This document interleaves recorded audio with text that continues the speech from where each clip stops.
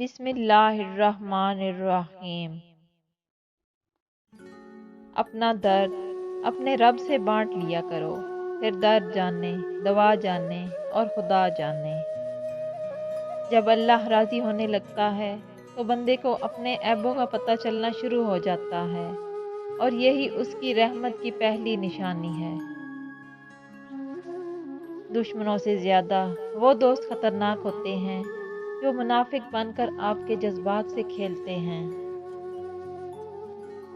اپنی اچھائی کو ثابت نہ کرو، وقت ایک دن اسے خود ثابت کر دے گا۔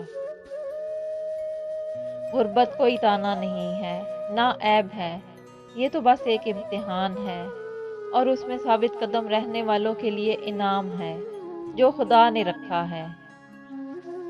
قدر کرو ان لوگوں کی جو آپ سے بے حد محبت کرتے ہیں، ایسے لوگ آپ کے لیے اللہ کی طرف سے تحفہ ہیں۔ انسان کو اس کی برائیوں سمیت قبول کرنے والا ہی اس کا سچا دوست ہوتا ہے، کیونکہ خوبیاں تو دشمن کی بھی متاثر کرتی ہیں۔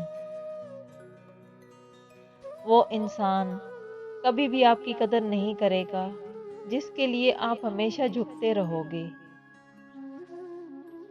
تکلیف میں صبر سے کام لو، کیونکہ سونے کو آگ سے آزمایا جاتا ہے اور مومن کو تکلیف سے۔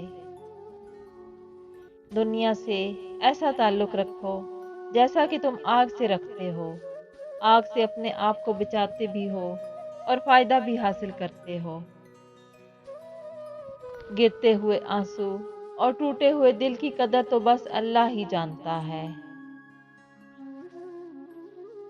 محبت سائے کی طرح ہوتی ہے، جب ہمیں اس کی عادت ہو جاتی ہے تب شام پڑ جاتی ہے۔